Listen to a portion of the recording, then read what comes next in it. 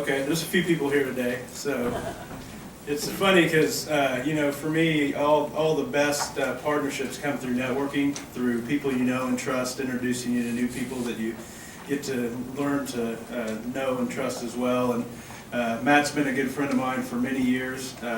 We know and trust each other. We also know a lot of stories about each other that we've pledged to have a stalemate and not tell anybody else. So, but this was, you know, it's interesting because Matt's known about my company's real push to be problem solvers, not just developers, but problem solvers. And so one of the things we worked on for the last year is trying to find a solution to market rate rural multifamily housing. And Matt said, I'd really like to introduce you to somebody, Patty Clark, because the USDA does a lot of work in these rural communities and is doing a lot of great things, and I think she'd be interested in hearing what you're working on. And so he organized a conference call, and after that call, and again, you know, when you have people you know and trust introduce you to people, it's usually a pretty good introduction. And Patty and I talked about having a meeting with a few key organizations that you'll hear today as they present what they've been working on, and it was just going to be a handful of us meeting in a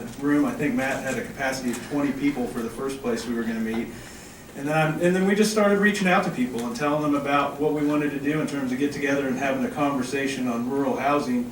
And we reached out to people, and they reached out to people, and I'll point out Network Kansas, who did their fair share of reaching out to their communities. And here we are today with around 150 representatives from communities from all across Kansas. So welcome to you today. I'm glad you're here. I think that conversations between communities, conversations between public-private organizations, is what's going to help solve the problem of the community housing needs, whether it's owner-occupied or rental in your communities. It's not going to be an easy solution. It's going to take every organization with all its great ideas working together on a multi-front attack of this problem. And so I look forward to that discussion today. So without taking up any more time, I'd like to introduce someone that most all of you know, the Director for the State of Kansas of the U.S. Department of Agriculture, Patty Clark.